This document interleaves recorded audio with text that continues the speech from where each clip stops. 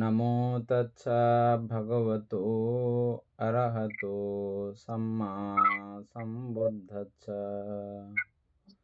জগৎপতি মহাকারণিক তথাগত সম্যক সম্বুদ্ধ শ্রীচরণে কৃতজ্ঞ প্রণাম নিবেদন করে পূর্ণ পারমিতে অংশগ্রহণকারী সকল উপাসক উপাসিকাগণের নিরোগ দীর্ঘায়ু সুখী জীবন তথা জ্ঞান বিমণ্ডিত জীবন কামনায় শুরু করতে চলেছি আজকের অভিধর্ম চর্চা ক্লাস।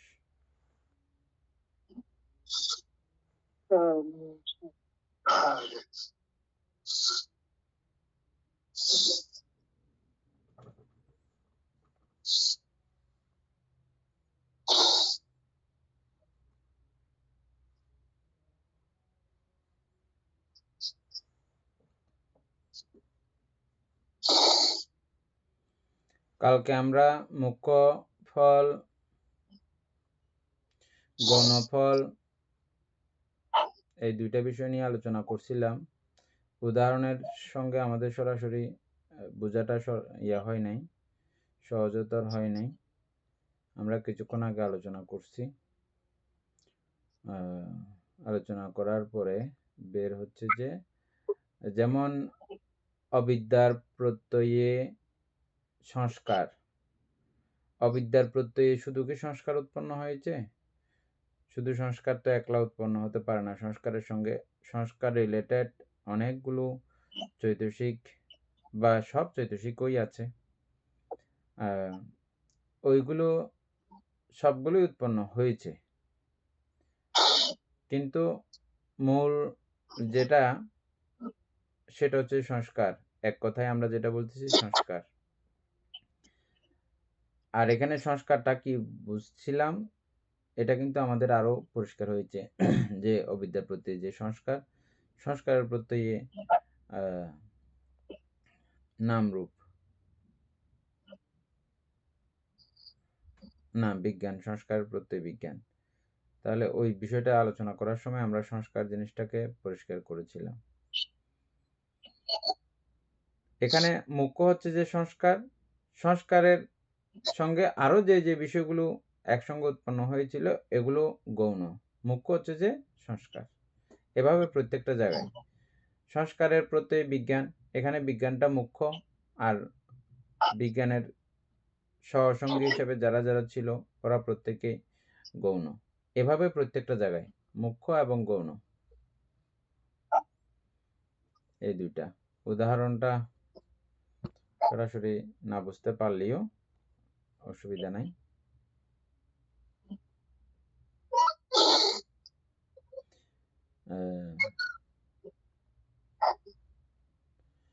এনে তারপরে কালকে আমরা যে পর্যন্ত আলোচনা করেছিলাম তারপরের থেকে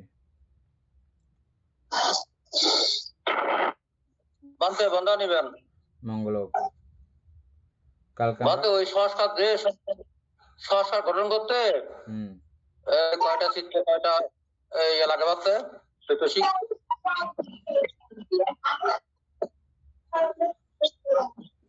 সংস্কার কাকে বলে, সংস্কার কাকে বলে এটা আগে চিনতে হবে। হ্যাঁ,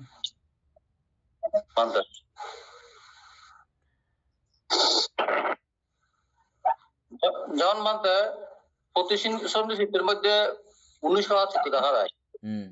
সংস্কারের মধ্যে প্রকার চিত্র লাগবে মানতে, এটাই বলতেছি।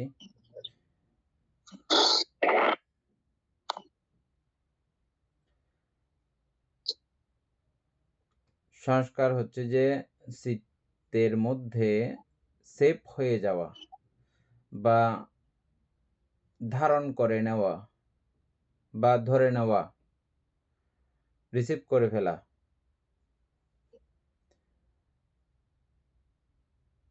যখনই আমাদের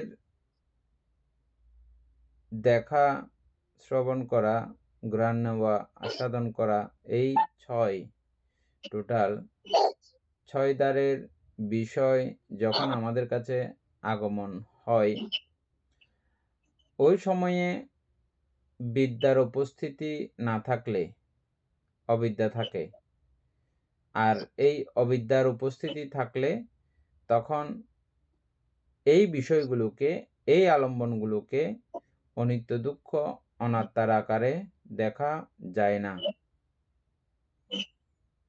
আর অনিত্য দুঃখ অনাত্মার আকারে দেখা না গেলে এগুলোকে সুখ সংজ্ঞায় গ্রহণ করা হয়, নিত্য সংজ্ঞায় গ্রহণ করা হয়, আত্মা সংজ্ঞায় গ্রহণ করা হয়। এই গ্রহণ করাটাকেই বলা হয় সংস্কার হয়েছে। আমরা এভাবে প্রতিনিয়ত গ্রহণ করতেছি এগুলো, প্রত্যেকটা বিষয়কে। এই গ্রহণ করতেছি মানে সংস্কার গঠন করতেছি। এখন কি এক কথাতে সংস্কার বোঝা হলো? এটা বুঝলে আর কয়টা চিত্ত, কয়টা চৈতসিক লাগছে এটা আর বোঝার অবকাশ রাখে না। আশা করি বুঝছেন। যাবতীয় সবকিছু লাগবে আর কি।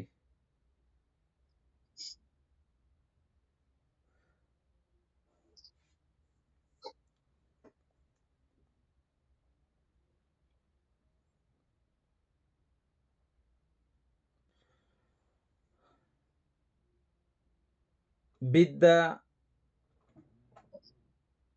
ছাড়া, বিদ্যার চরম পর্যায় ছাড়া, বিদ্যার একেবারে চরম পর্যায় ছাড়া আর যাবতীয় সব অবস্থাগুলো থাকবে। প্রাথমিক পর্যায়ের বিদ্যাও, যেগুলোকে আমরা বিদ্যা নামেও চিনতেছি, জ্ঞান বা বিদ্যা, যেমন আমরা কামবচর কুশল চৈতসিকগুলো দেখেছি, সেখানে জ্ঞান সম্প্রযুক্ত জ্ঞান আছে। ওই জ্ঞানকে আমরা ক্রমিকভাবে ভাগ করেছি।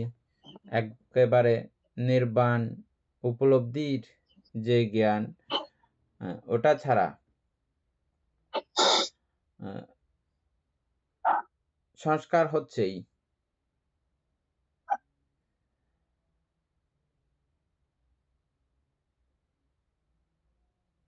যেমন শ্রোতাপত্তি মার্গচিত্ত, এটা কিন্তু লোকোত্তর সংস্কার, এটাও সংস্কার। মঙ্গলক, এতদিন কোথায় ছিলেন? ছিলাম তো। আচ্ছা, এই লোকোত্তর সংস্কার, তাহলে সেটাও সংস্কার। আর সংস্কার মুক্ত নির্বাণ, আর কোনো সংস্কার নাই।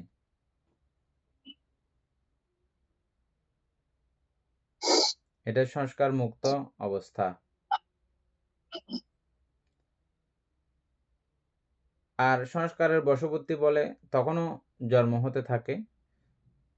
পঞ্চ অধোভাগীয় চিহ্ন হইলেও আর ঊর্ধ্বভাগীয় সংযোজনগুলো সব আছে। নিম্নভাগীয় সংযোজন ছিন্ন হয়েছে বটে। এটা যাই হোক, সংস্কার আপনি চিনলেন।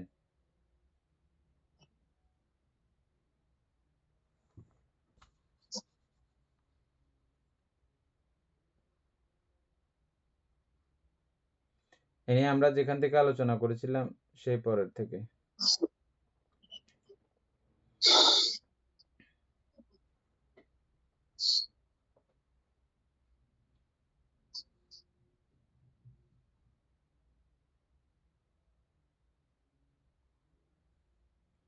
অমিতাভ বড়ুয়া কোন লাইন পর্যন্ত আলোচনা করছিলাম মনে রাখছেন?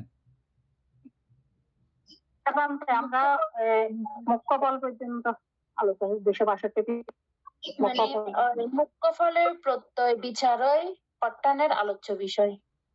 হ্যাঁ, এরপর থেকে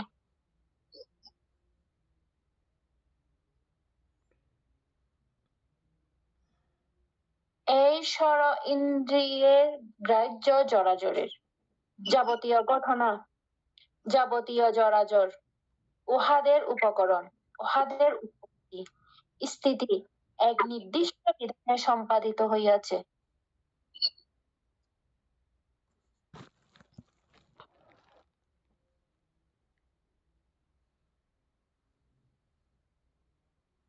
স্থিতি এক নির্দিষ্ট বিধানে, ভান্তে এক নির্দিষ্ট বিধান অর্থাৎ আমাদের 6টি ইন্দ্রিয়, মানে স্বরেন্দ্রিয়, যেটা বলতেছে স্বরেন্দ্রিয় দিয়ে আমরা মানে যে কোনো কিছু অনুভব করি না কেন, সেটা জড় হোক বা অজড় হোক, নির্দিষ্ট সবকিছুই একটা কথাটা ব্যবহার করে মানে একটু উল্টাপাল্টা লাগতেছে আর কি না? এটা হচ্ছে যে হ্যাঁ, কোনো ঘটনা ঘটুক না কেন, এই ঘটনা এটা এভাবে হইলে ওটা ওরকম হয়ে যায়। এটা একটা নির্দিষ্ট প্রক্রিয়া। এভাবে নির্দিষ্ট প্রক্রিয়া বলতে একটা না, অনন্ত প্রক্রিয়া। অনন্ত বিষয়ের অবতারণ, অনন্ত বিষয়ের সৃষ্টি, এই অনন্ত নিয়মে। নিয়মও একটা না, নির্দিষ্ট বলতে ওটা এই বিষয় এভাবে ঘটলে ওটা ওটাই হবে। ওভাবেই নির্দিষ্ট আর কি। বুঝা গেছে? তো একটা নির্দিষ্ট প্রণালীর মধ্যে দিয়েই এগুলো ঘটে। এটার কারণে এটা, এটার কারণে এটা, এটার কারণে এটা। ওইভাবে। যেমন হ্যাঁ, ওই নিয়মে, এই মানে ওই নিয়মের কথাটা হ্যাঁ, কি। নির্দিষ্ট বলতে মানে একটা নির্দিষ্ট কারণ, এটা না।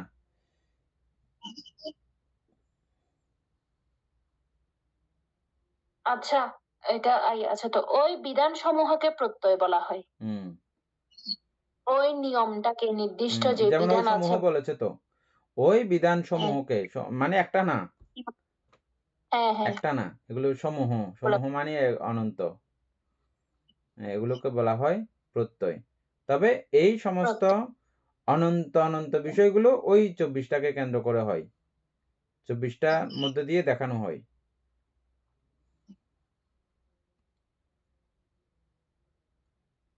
এগুলোকেই প্রত্যয় বলা হয়েছে, সাহায্যকারী বলা হয়েছে। আরো কি, কি নামে আমরা চিনেছিলাম কালকে না?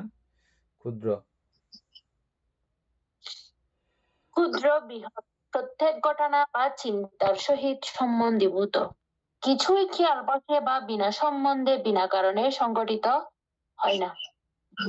এদূর পর্যন্ত সবাই বুঝছেন আরাম করে? এমন কোনো বিষয় নাই যেটা কোনো কারণ ছাড়া ঘটে যাবে। ঘটে যাবে। কারণ ছাড়া ঘটতে পারে এমন কোনো কিছু নাই। সবকিছুই কারণে ঘটে। অকারণে কিছুই ঘটে না।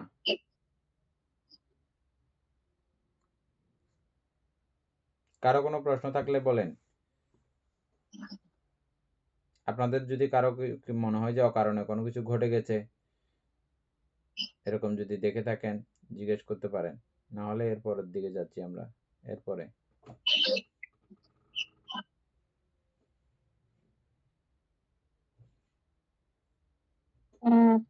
বিজয়বাবু বই জেরক্স করে নিছেন বইয়ের পেজগুলো?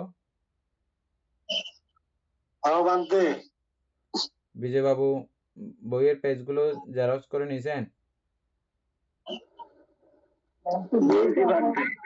একটা বাকি আছে। নাতিকে বলবেন এগুলো যে পেজ পড়তেছেন ওই পেজগুলো আপনাকে জেরক্স করে দিতে।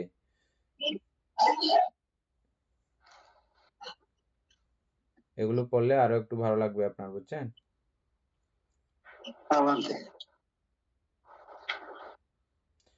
তারপরে নি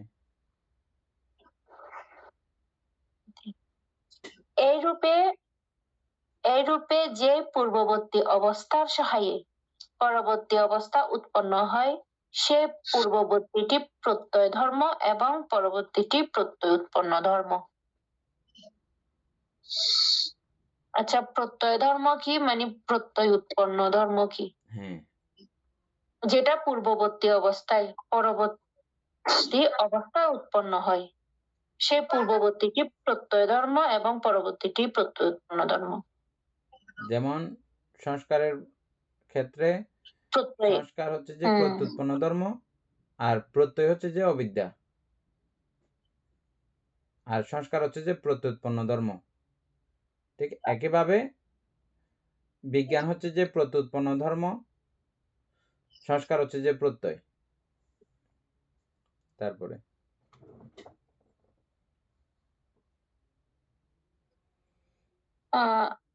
হ্যাঁ, এবং বিদ প্রক্রিয়াকে সংসাধক প্রত্যয় শক্তি, প্রক্রিয়ার সংসাধক প্রত্যয় শক্তি, সংসাধক প্রত্যয় শক্তি। এটা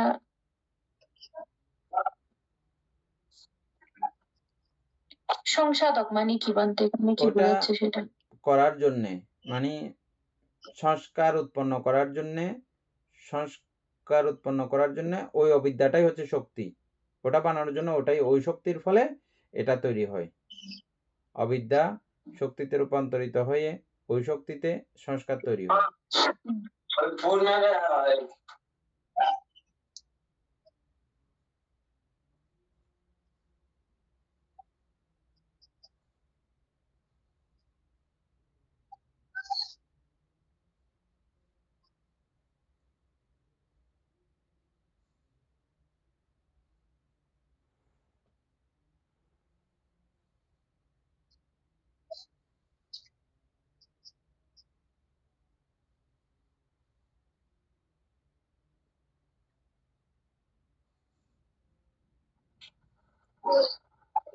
বামটার সংসারটা কি বলছেন বাবা একটু বলুন। এইরকম প্রক্রিয়ার সংসাধক মানে সংসাধক মানে তৈরি করা, বানানো, সৃষ্টি করা। এখন বুঝছেন? এই প্রক্রিয়ার সৃষ্টিকারক হচ্ছে যে প্রত্যয় শক্তি। প্রত্যয় শক্তি। তাহলে সংস্কারের প্রত্যয় শক্তি হচ্ছে কি? অবিদ্যা।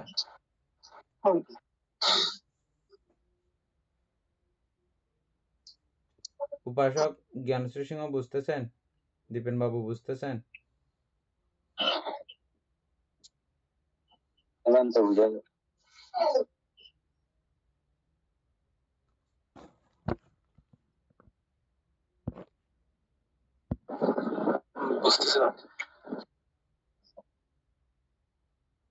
এনেই তারপরে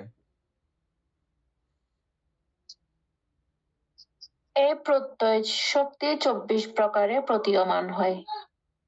অবিদ্যা প্রত্যয় ধর্ম এবং সংস্কার প্রত্যয় উৎপন্ন ধর্ম, যেটা আমরা আলোচনা করেছিলাম পরে।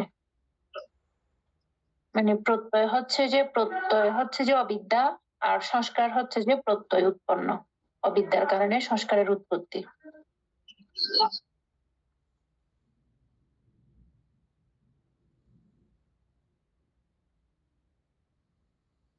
তারপরে এই লাইনগুলো যাদের আরো বেশি ভালো করে বুঝতে ইচ্ছে করে সঙ্গে সঙ্গে জিজ্ঞেস করবেন।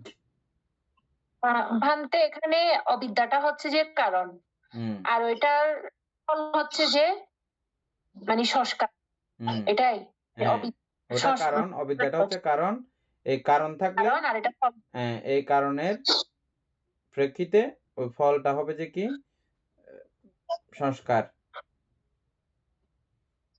যেটা কিছুক্ষণ আগে আমি বললাম। তারপরে অবিদ্যা হেতু প্রত্যয় স্বভাব বিশিষ্ট হইলেও অকুশল সংস্কার উৎপন্ন হয়। সেটা তো আমরা সবাই জানি। অবিদ্যাকে যদি আমরা মানে অবিদ্যা যদি হেতু হই না, অবিদ্যা হেতু প্রত্যয় স্বভাব বিশিষ্ট হলে অকুশল সংস্কার উৎপন্ন হয়।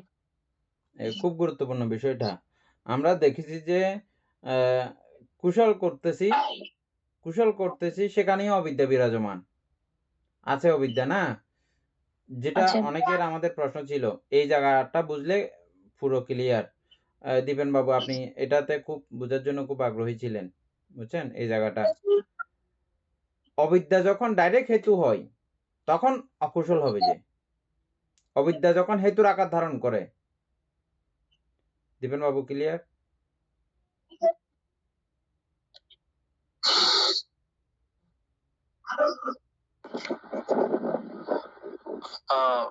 হ্যাঁ বলতে, কিন্তু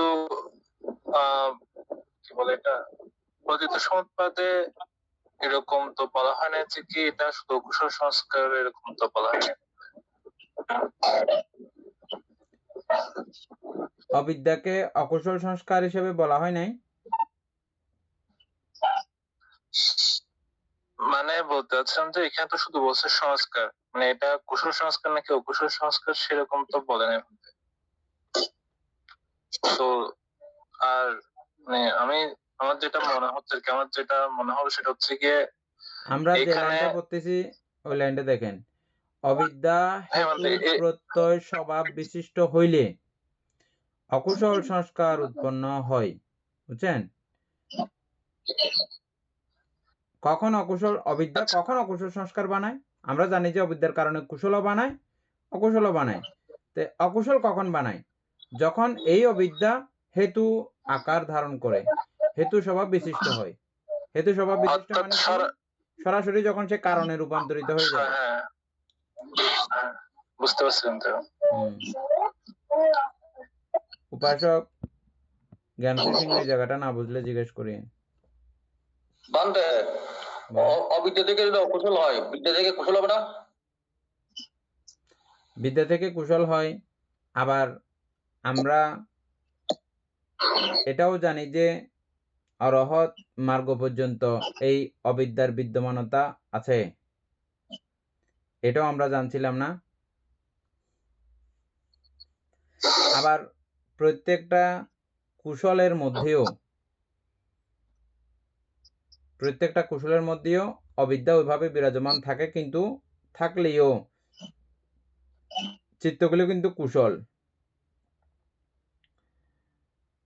এই অবিদ্যা যখন হেতুর আকার নিয়ে নেবে, সরাসরি হেতু হয়ে যাবে, হেতু হয়ে কাজ করবে সরাসরি।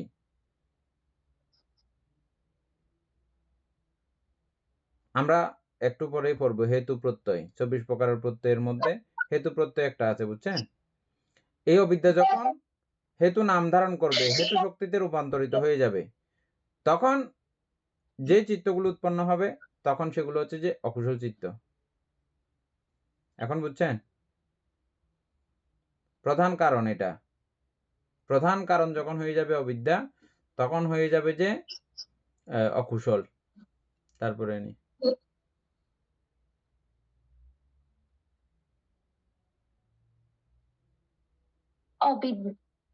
কিন্তু অবিদ্যাকে যদি হেতু হইতে না দিয়া উপনিশ্রয় প্রত্যয় আকারে ব্যবহার করা হয়, তবে কুশল সংস্কার উৎপন্ন হয়। দুগ্ধ একভাবে ব্যবহার করলে তাহা হইতে দধি জন্মে, অন্যভাবে ব্যবহার করিলে মাখন উৎপন্ন হয়। অবশ্য অবিদ্যা সম্পর্কে সংস্কার প্রত্যয় উৎপন্ন ধর্ম বটে, কিন্তু বিজ্ঞানের সম্পর্কে সংস্কার প্রত্যয় ধর্ম। বুঝতে গেছে এটা? এই লাইনটা একটু আলোচনা করতে হবে। হ্যাঁ, আমি যেটা এখনই বললাম সেটা আর কি। সরাসরি অবিদ্যা যখন হেতুর আকার ধারণ করে তখন এটা অকুশল। আবার কিন্তু আমরা যখন স্বর্গের কথা চিন্তা করি, স্বর্গ চিত্ত উৎপন্ন করি, স্বর্গে যাওয়ার চিত্ত উৎপন্ন করি, সেখানেও কিন্তু অবিদ্যা আছে, কিন্তু সেটা উপনিশ্রয় আকারে, সরাসরি নিশ্রয় না। নিশ্চয় বলতে সরাসরি হেতু না, আছে ঠিক আছে, কিন্তু এই পরোক্ষভাবে কাজ করে।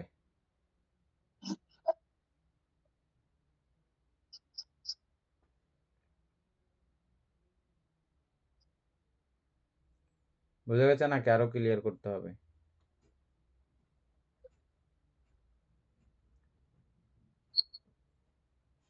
বান্তে অর্থাৎ অবিদ্যা হচ্ছে যে মানে হেতু, মানে হেতু হিসেবে যদি ইয়া করি আমরা, তাহলে সেটাই হচ্ছে যে মানে অবিদ্যা। মানে ওই অবিদ্যা থেকে মানে আমার অকুশল সংস্কার জন্ম দিবে। আবার আরেকভাবে হচ্ছে যে অর্থাৎ অবিদ্যাকে যদি অবিদ্যা সম্পর্কে যদি উনি একটু সচেতন হন বা বুঝতে পারেন এই অবিদ্যার কারণে বারবার আমি দুঃখ পাচ্ছি, তখন সেই অবিদ্যাই কিন্তু মানে আমাদের যে মুক্তির পথটাই কিন্তু খুঁজে দিতে বাধ্য হবে। মানে আমরা খুঁজতে চাইবো অবিদ্যার মাধ্যমে, কারণ অবিদ্যার কারণেই তো আমাদের মানে আমরা যখন বুঝতে পারি যে অবিদ্যার কারণেই আমাদের যত দুঃখ, তখন সেই অবিদ্যাকে উপনিশ্রয় করে আমরা তখন কুশল সংস্কার উৎপন্ন করব।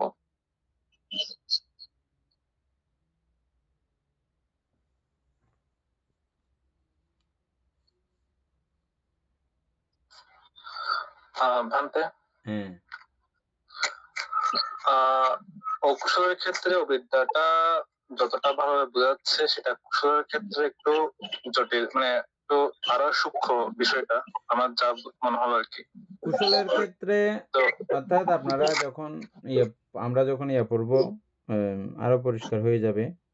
ধর্মসঙ্গিনী যখন পড়ব,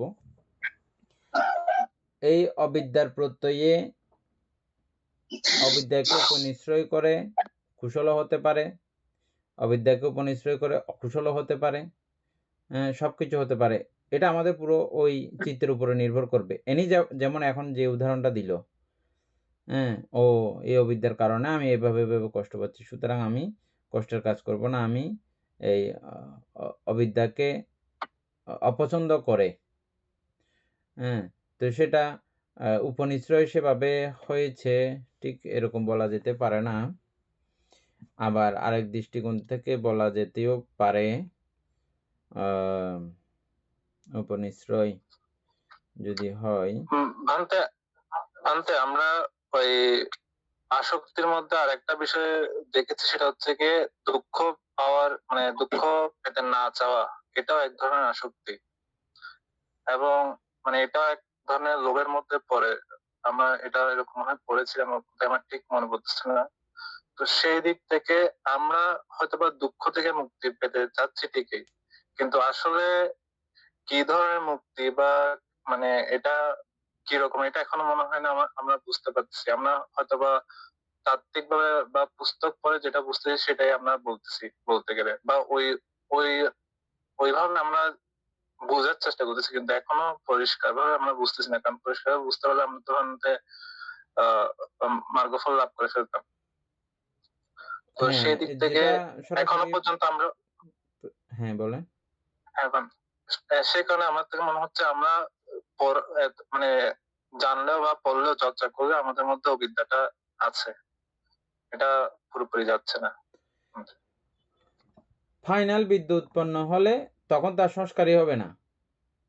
একেবারে চূড়ান্ত পর্যায়ের বিদ্যা চলে আসলে তখন তার সংস্কার হবে না। এটা পরে কথাগুলো এখানেই আছে, এই জায়গাতেই আছে। আমরা যেটা আলোচনা করতেছিলাম অবিদ্যার উপনিশ্রয়ী, মানে অবিদ্যাকে সরাসরি হেতু আকারে ব্যবহার যদি করা না হয়, অন্যভাবে ব্যবহার করলে, আমি যে কথাটা প্রথম বলেছি এনে সে কথা কি তুমি বুঝছো?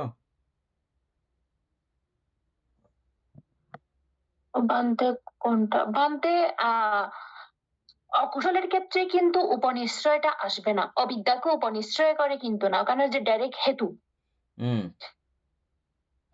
মানে হিসেবেই সংস্কারটা উৎপন্ন করেছে, মানে অবিদ্যাকে হেতু করে।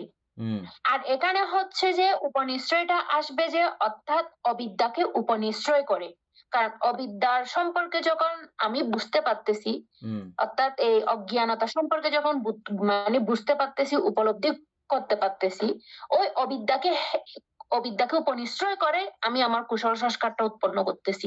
কুশলের মধ্যে কুশল সংস্কার উৎপন্ন করতেছি। তো ওই ক্ষেত্রে ওইটা অবিদ্যা হবে যে উপনিশ্রয়, কুশলের উপনিশ্রয় হবে এটা। অবিদ্যার ভয়াবহতা লক্ষ্য করে যখন অবিদ্যাকে কেন্দ্র করে যখন হয়, ওটা আবার ঠিক অবিদ্যা বলা যাবে না, ওটা ওই মাপের বিদ্যা, ওটা ওই মাপের বিদ্যা কিন্তু। তো সেই দৃষ্টিকোণের থেকে আমি বলতেছি যে ওটা ওইভাবে না, বিষয়টা বোধহয় অবিদ্যার উপনিশ্রয়ী, এটা সেটা আচ্ছা, এটা আমরা আবার পরে একটু আলোচনা করবো। এখানে যেটা উদাহরণ দিয়েছেন, মানে অর্থাৎ দুধকে, ওইটা হচ্ছে যে আমরা যদি দুধকে যদি অবিদ্যা ধরি, ওইটার মাধ্যমে ওইটা আমরা ব্যবহার করে কিন্তু ওইটার থেকে কিন্তু আমরা দধিটা উৎপন্ন করেছি।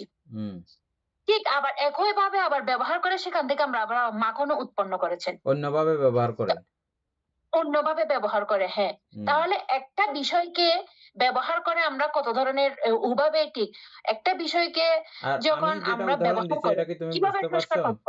আমি যেটা উদাহরণ দিচ্ছি এটা কি তুমি বুঝতে পারছো? যেমন আমরা কুশল করি, কুশল চিত্ত উৎপন্ন করি, সেখানে অবিদ্যা আছে উপনিশ্রয় আকারে। কি অবিদ্যা? সেখানে অবিদ্যা কি?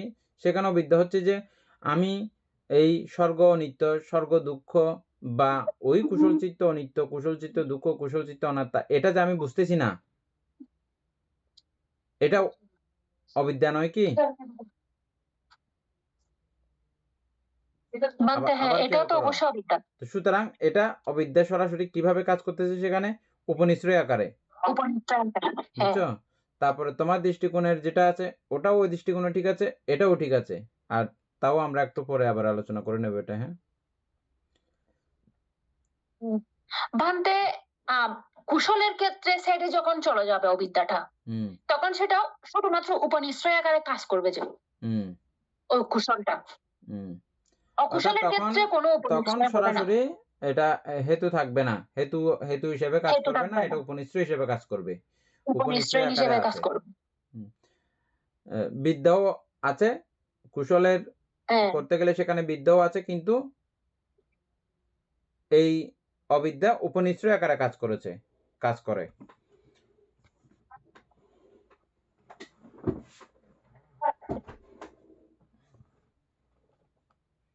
আর উপনিশ্রয় আকারেও যদি একেবারে কাজ না করতো, তাহলে আমরা আর চিত্ত উৎপন্ন করতাম না, সংস্কার উৎপন্ন হ্যাঁ, করতাম না, চিত্ত না সংস্কার উৎপন্ন করতাম না।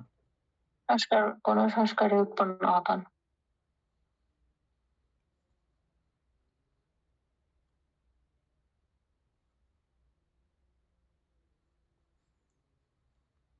অবশ্য অবিদ্যার অবশ্য অবিদ্যা সম্পর্কে সংস্কার প্রত্যয় উৎপন্ন ধর্ম বটে, কিন্তু বিজ্ঞানের সম্পর্কে সংস্কার প্রত্যয় ধর্ম এবং বিজ্ঞান সংস্কারের প্রত্যয় উৎপন্ন ধর্ম। এই রূপে যাহা একের সম্পর্কে প্রত্যয় ধর্ম, তাহা অন্য একটি সম্পর্কে প্রত্যয় উৎপন্ন ধর্ম। বুঝছেন? আমরা উপর আলোচনা যেমন করছি। আপনি আপনার মা বাবার জন্য আপনি সন্তান, আবার আপনার সন্তানের জন্য আপনি মা বাবা।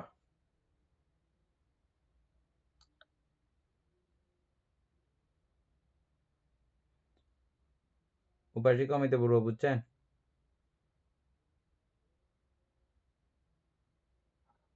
আমরা আপনার শব্দটা বুঝতে পারছি। আপনার মা বাবার কাছে আপনি সন্তান,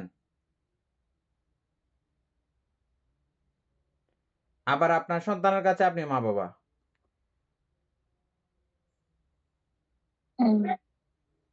এভাবে ঠিক একই রূপে অবিদ্যা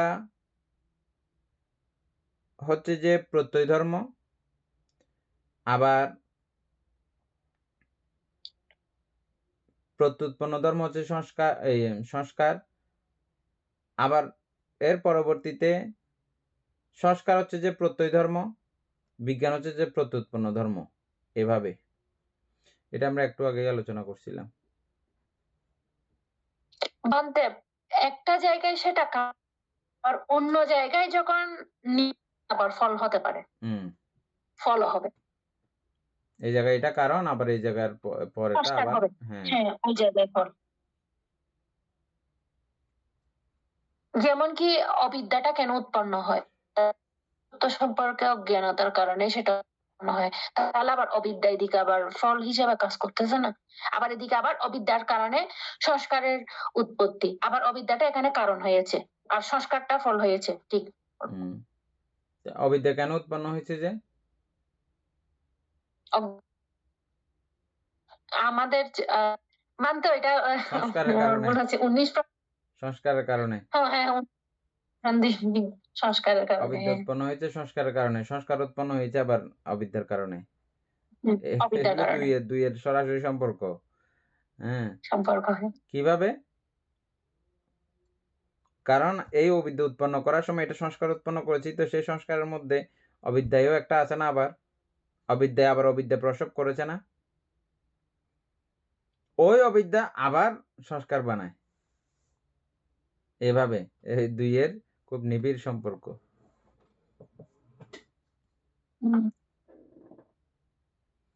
তারপরে হেতু প্রত্যয়ের পরে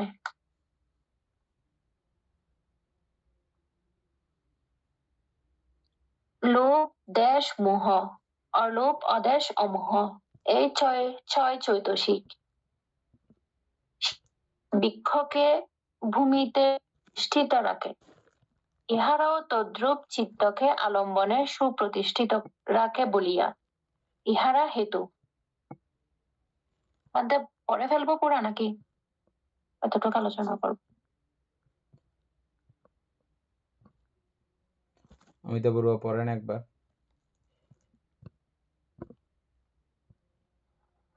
আচ্ছা বান্তে হেতু প্রত্যয় হেতু হচ্ছে প্রত্যয় লোভ দেশ মোহ অলোভ অদেশ অমোহ এই 6 চৈতসিক। শিকড় যেমন বৃক্ষকে ভূমিতে সুপ্রতিষ্ঠিত রাখে, ইহারাও তদ্রূপ চিত্তকে আলম্বনে সুপ্রতিষ্ঠিত রাখে হেতু। হেতুর আকারে ইহারা প্রত্যুৎপন্ন ধর্মোৎপত্তির ও স্থিতির উপকার করিতে পারে বলিয়া লোভাদি প্রত্যয় ধর্মী। সুতরাং 6 হেতু প্রত্যয় ধর্মী এবং ইহাদের প্রত্যুৎপন্ন ধর্ম 71 প্রকার সহেতুক চিত্ত, 52 প্রকার চৈতসিক সহেতুক চিত্তজরূপ এবং প্রতিসন্ধিকালীন কর্মজরূপ। হেতু সর্বদা চৈতসিক, কিন্তু ইহার প্রত্যুৎপন্ন ধর্ম সর্বদা চিত্ত এবং রূপ উভয়ে। ইনি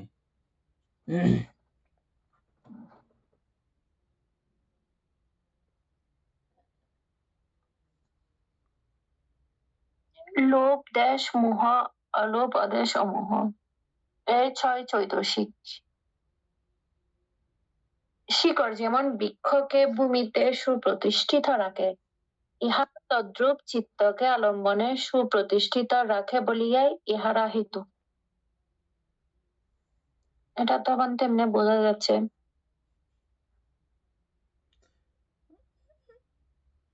এইগুলো মূল কারণ আর কি।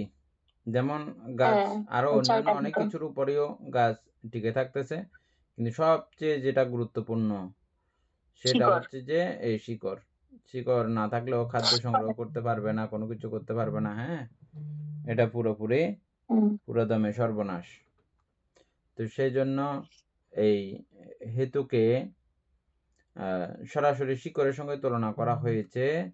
তবে এটা গাছের উদাহরণ ঠিক ওইভাবে এটার সঙ্গে সংযুক্ত হয় না, এই কারণে যে এগুলো একে অপরের খুব নিবিড়, একে অপরের সঙ্গে অঙ্গাঙ্গিভাবে জড়িত।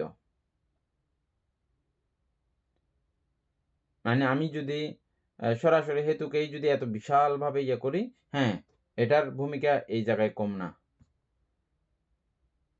যেমন অবিদ্যার কথাই বলি আমরা, অবিদ্যা হেতু তো। অবিদ্যাকে আমরা দেখছি ও একাকী কাজ করার কোনো উপায় নাই, একাকী থাকেও না সে কখনো। একাকী হইলে সে অবিদ্যা নামক কোনো কিছু নাইও। এককভাবে যদি হিসাব করতে যায়, মনে আছে এটা? সবকিছু হওয়ার পরেও ওটা একটা মূল শক্তি ধারণ করে, মূল অবস্থা, মূল ভিত্তি হিসেবে এটাগুলোকে ধরা হয়। এরকম বিষয় আছে 6টা এই হেতু হিসেবে গণ্য করা যায়। 52 প্রকার চৈতসিকের মধ্যে 6টাকে এই হেতু হিসেবে গণ্য করা যায়। সেগুলো এই লোভ দেশ মোহ অলোভ অদেশ অমোহ, এই 6টা, এগুলো চৈতসিক।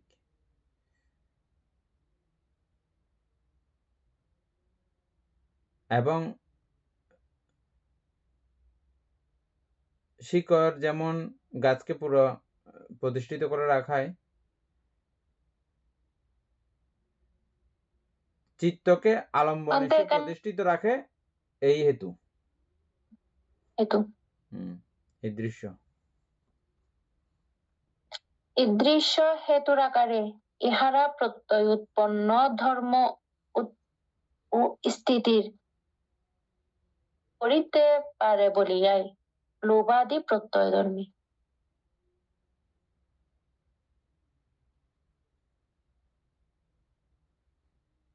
হেতু আকারে ইহারা প্রত্যয় উৎপন্ন ধর্ম।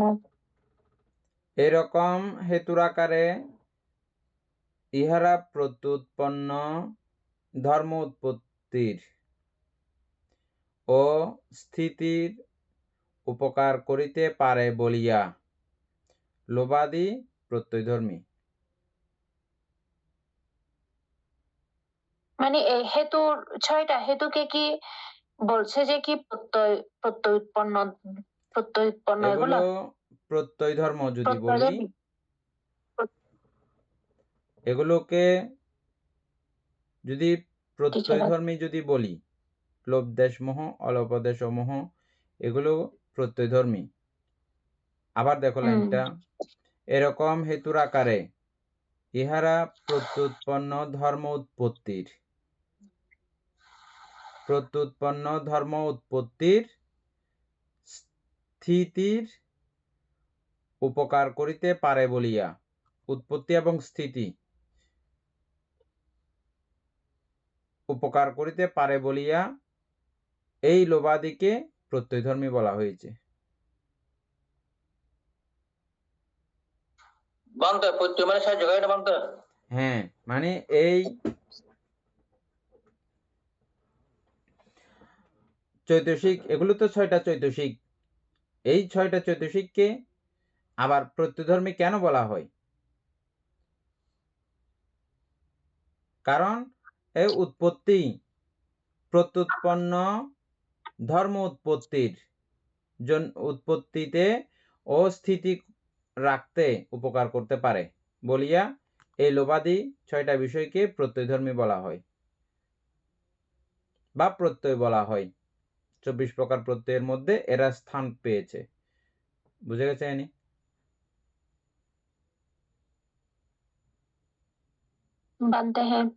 সুতরাং 6 হেতু প্রত্যয়ধর্মী।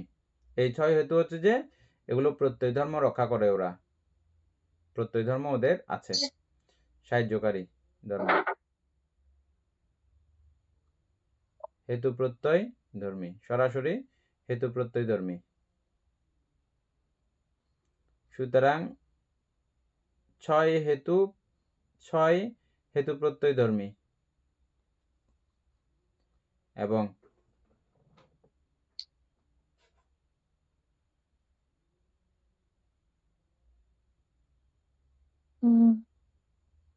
বানতে হতে বসাতে এগুলো আসতেছি এগুলোতে। এবং ইহাদের উৎপন্ন ধর্ম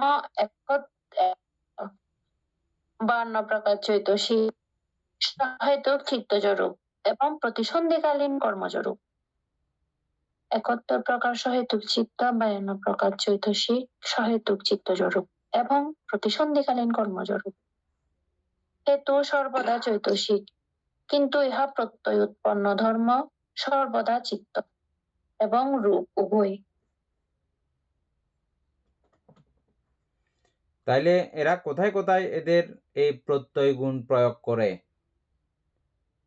উপাসক পুতুলবাবু দেখেন কোথায় কোথায় এই 6 হেতু প্রত্যয় গুণ প্রয়োগ করেছে। দেখেন 71 প্রকার সহিতুক চিত্ত 71 প্রকার। অমিতা বড়ুয়া আবৃত্তি করতে পারবেন? শিল্পী বড়ুয়া আবৃত্তি করতে পারবেন? বাইর করতে পারবেন?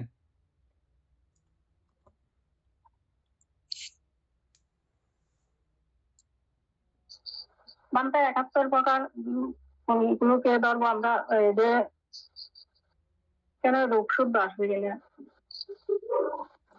না, আমাদের আপনাকে আমি বলতেছি যে চিত্তের কথা। আমাদের 91 চিত্ত আছে তো, 89 প্রকার চিত্ত আছে তো, ওই 89 প্রকার চিত্তের মধ্যে 71টা চিত্ত আছে যে এগুলো হেতুযুক্ত। অহেতুক গুলো বাদ দিলে সবগুলো হেতুযুক্ত, হেতু আছে আর কি, বুঝছেন? 71টা বাদ দিয়ে আর বাকি হেতুগুলো বাদ দিলে এগুলো। আচ্ছা, তারপরে হচ্ছে যে 52 প্রকার চৈতসিক। এই 52 প্রকার চৈতসিক এগুলো হেতুযুক্ত, সবগুলো হেতুযুক্ত। কিভাবে জানি?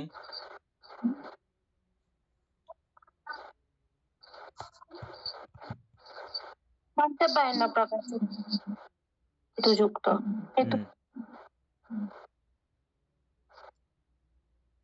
আমি তো বড় মিউট করব। কুশলের দিকে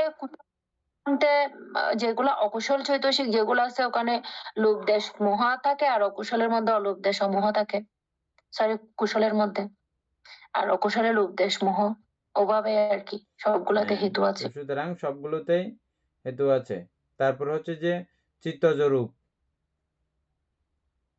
সহেতুক চিত্তজ রূপ, অহেতুক চিত্তজ রূপ না, সহেতুক চিত্তজ রূপ যেগুলো আছে, মানে হেতু সংযুক্ত রূপ যেগুলো আছে এগুলো, এবং প্রতিসন্ধিকালীন কর্মজ রূপ। এটা এখানে চিত্তজ রূপ বলা হচ্ছে, আবার এখানে বলা হচ্ছে যে প্রতিসন্ধিকালীন যে কর্মজ রূপ আছে, প্রতিসন্ধিকালীন কর্মজ রূপ আমরা কয়েক ক্লাস আগেই পড়ে আসছিলাম। ওই কর্মভব আর কি, কর্মসংস্কার কর্মজ রূপ অমিতাপূর্ব মনে আছে, আবৃত্তি করেন তো।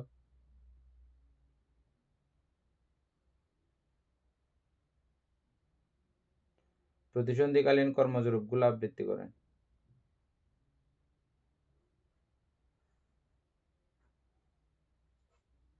অষ্টকলাপ, মিউট করা, মিউট করা। মানে অভিনিবেশ রূপ হচ্ছে 8টি, তারপর পঞ্চপ্রসাদ 5টি, তারপর ভাব রূপ 2টি, হৃদয় রূপ 1টি, জীবিত রূপ 1টি, আর পরিচ্ছেদ রূপ আকাশ ধাতু এখানে 18টি। এই 18টি হইলেও আবার আমি সেখানে কথা ফাঁক রেখেছি। মনুষ্য লোকের বিভিন্ন সময় প্রতিসন্ধি বিভিন্ন রকমের হতে পারে। পঞ্চপ্রসাদ এগুলো সবসময় প্রতিসন্ধিকালীন হয়ে যাবে এরকম সব সময়ের জন্য না, কিছু সময় ঠিক কিছু সময় ঠিক না, এটাও আলোচনা করে দিয়েছিলাম, ঠিক আছে। তাহলে এই প্রতিসন্ধিকালীন কর্মজ রূপ সেটাও সহেতুক বা ওই হেতু প্রত্যয়ের কারণে এটা সৃষ্ট। তারপরে হেতু সর্বদা চৈতসিক, কিন্তু ইহার প্রত্যুৎপন্ন ধর্ম সর্বদা চিত্ত এবং রূপ উভয়। হেতু কিন্তু সর্বদাই কিন্তু চৈতসিক, কিন্তু ইহার প্রত্যুৎপন্ন ধর্ম এ যেগুলো যেগুলো উৎপন্ন করবে এ চিত্ত উৎপন্ন করবে এবং রূপও উৎপন্ন করবে, চিত্ত রূপ উভয় উৎপন্ন করে সে।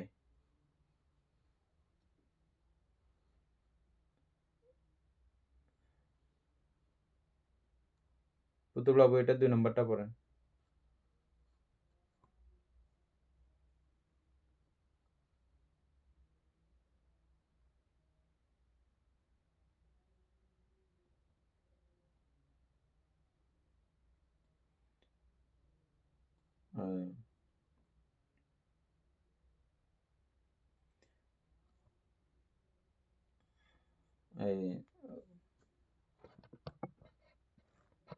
বিধুভূষণ বাবু ইয়া করেন, 2 নম্বরটা পড়েন। মিউট করতে হবে, মিউট খুলতে হবে, মিউট খুলতে হবে। আমার কথা শোনা যাচ্ছে না মনে হয়। মিউট খুলতে পারবেন?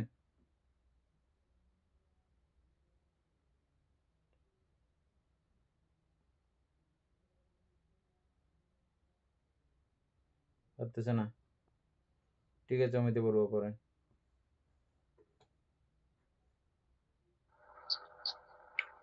আলম্বন প্রত্যয়। আলম্বন সম্বন্ধে আলম্বন সংগ্রহ 99 পৃষ্ঠা এবং তাহার ব্যাখ্যা 108 পৃষ্ঠা 10 লিখুন। 6 প্রকার আলম্বন প্রত্যয় ধর্ম এবং সমগ্র চিত্ত চৈতসিক আলম্বন প্রত্যয়োৎপন্ন ধর্ম। আলম্বন যখন অত্যন্ত প্রীতির, লোভের বা গভীর শ্রদ্ধার সহিত গৃহীত হয় তখন উহা আলম্বনা উদ্যোগতি বা আলম্বন উপনিশ্চয় প্রত্যয়ধর্মী হয়। তদ্বয়ের প্রত্যুৎপন্ন ধর্ম 8 লোভ সহগত চিত্ত, 8 মহাকুশল, 4 জ্ঞান সম্পর্কযুক্ত মহাক্রিয়া, 8 লোকোত্তর চিত্ত, 47 চৈতসিক। আলম্বন প্রত্যয় রূপ নাম প্রজ্ঞপ্তি ও নির্বাণ, কিন্তু ইহার প্রত্যুৎপন্ন ধর্ম সর্বদা চিত্ত চৈতসিক। বানতে হ্যাঁ এনে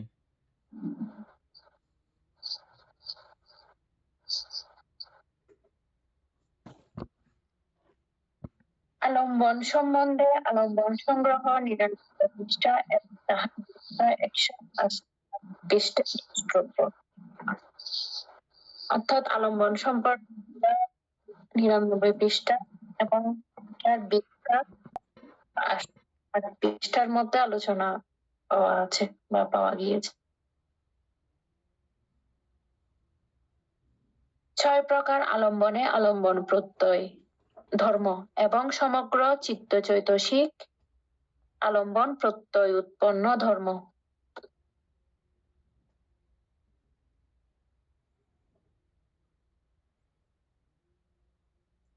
উপাসক পুতুল বাবু আলম্বন গুলো আবৃত্তি করেন তো।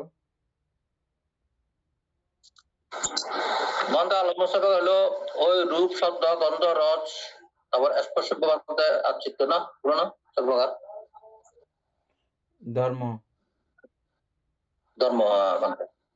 হ্যাঁ উপাসক বিদূষণ বাবু লিখে রাখেন এগুলো। হ্যাঁ আলম্বন 6 প্রকার।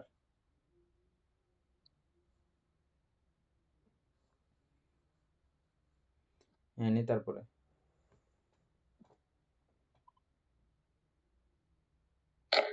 6 প্রকার আলম্বনে আলম্বন প্রত্যয় ধর্ম এবং সমগ্র চিত্ত চৈতসিকে আলম্বন প্রত্যয় উৎপন্ন ধর্ম। অর্থাৎ রূপ শব্দ গন্ধ রস স্পর্শ ও মন, এই 6টি হচ্ছে যে আলম্বন। এদের উপর ভিত্তি করে যে মানে কি হইতাম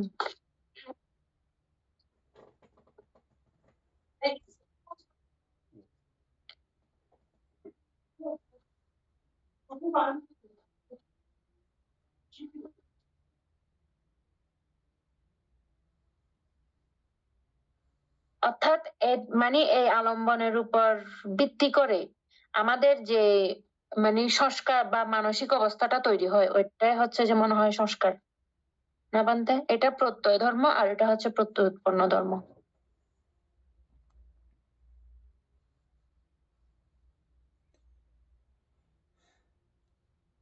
ছয় প্রকার আলম্বনই আলম্বন প্রত্যয় ধর্ম এবং সমগ্র চিত্ত চৈতসিকই আলম্বন প্রত্যুৎপন্ন ধর্ম। তাইলে আমরা জানি যে চিত্ত এবং চৈতসিক এগুলো কে বানাচ্ছে, তৈরি হতে কে সহযোগিতা করে, কে উপকার করে?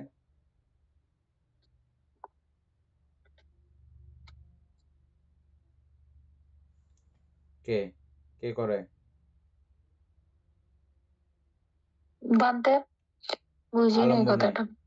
অর্থাৎ আলম্বন প্রত্যয় ধর্ম, আলম্বন যদি প্রত্যয় ধর্ম হয়, প্রত্যুৎপন্ন ধর্ম কি? সব চিত্তগুলো এবং সব চৈতসিকগুলো, এগুলো হচ্ছে যে প্রত্যুৎপন্ন ধর্ম। প্রত্যয় ধর্ম হচ্ছে যে আলম্বন, আর প্রত্যুৎপন্ন ধর্ম হচ্ছে যে সব চিত্ত সব চৈতসিক। অমিতাভ বুঝছেন তো না? উপাসক জ্ঞানসু সিংহ বুঝছেন বলেন। আলম্বন ছাড়া না, হ্যাঁ আলম্বন ছাড়া কোনো চিত্ত চৈতসিক হবে না। আলম্বন না থাকে, আলম্বন না থাকলে কোনো চিত্ত চৈতসিক হবে না।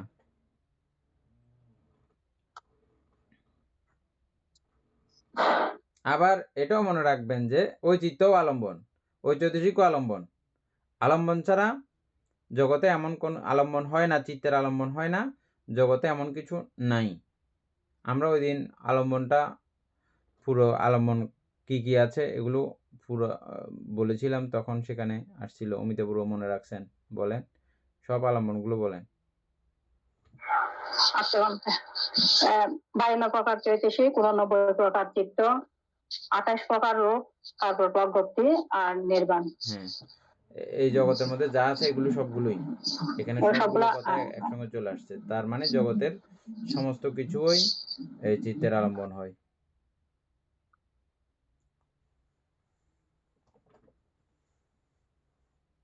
এনে তারপরে আলম্বন যখন অত্যন্ত প্রীতির, লোভের বা গভীর শ্রদ্ধার সহিত হয়, তখন উহা আলম্বনাধিপতি বা আলম্বন উপনিশ্রয় প্রত্যয়ধর্মী হয়।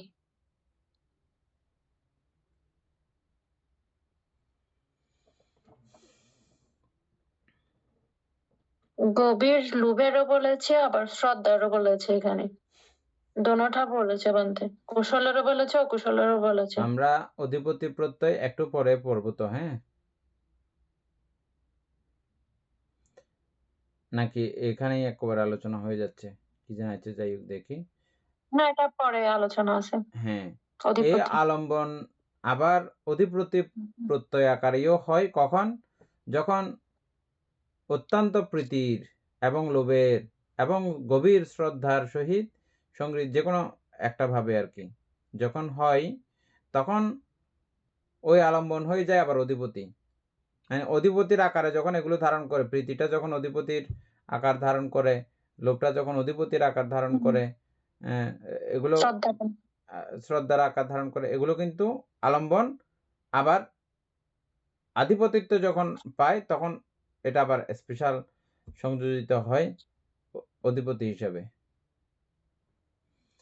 তখন বলা হয় আলম্বন অধিপতি বা আলম্বন উপনিশ্রয়।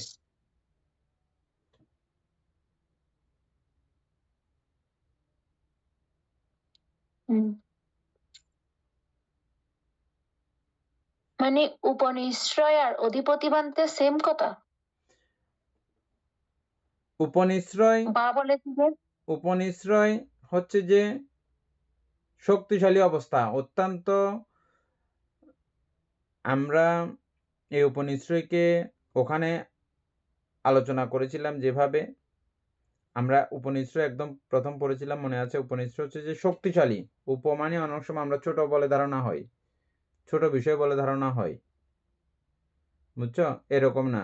যেমন আমার ওই যে মাছের উদাহরণটা, আমরা মাছ ধরতে যাওয়ার উদাহরণটা, ওই লোভটা যখন শক্তিশালী হয়েছে, অধিপতির আকার ধারণ করেছে, তখন সে আমাকে পাঠালো পুকুর ঘাটে, নদীর ঘাটে মাছ ধরার জন্য।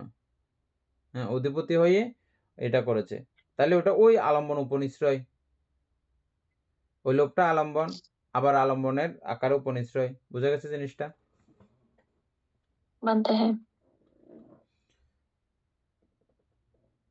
মানে এটা শক্তিশালী। উপনিশ্রয় বলতে শক্তিশালী, আলম্বনের শক্তিশালী একটা অবস্থা।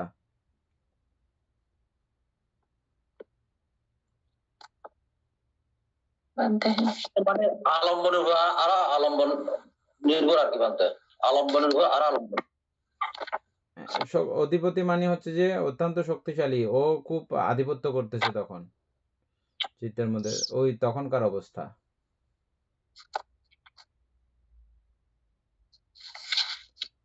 তারপরে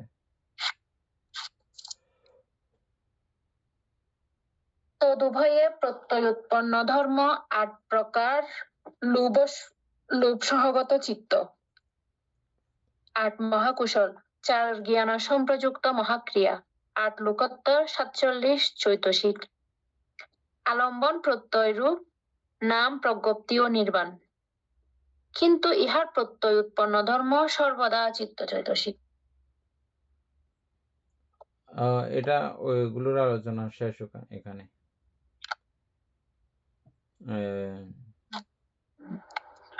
এখানে ৪৭ চৈতসিক কোনগুলো আসবে জানি।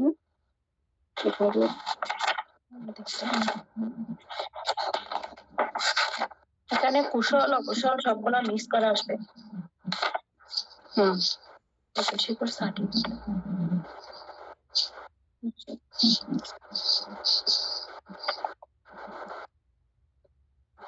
তাইলে আলম্বন অধিপতি বা আলম্বন উপনিশ্রয় প্রত্যয় ধর্মী। যখন আলম্বন অধিপতি আলম্বন উপনিশ্রয়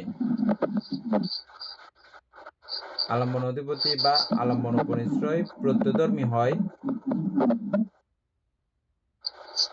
তখন তাদের প্রত্যুৎপন্ন ধর্ম হচ্ছে যে 8 প্রকার লোভ সহগত চিত্ত, 8 প্রকার মহাকুশল, 4 প্রকার জ্ঞান সম্প্রযুক্ত মহাক্রিয়া, 8 প্রকার লোকত্ব চিত্ত এবং 47 চৈতসিক।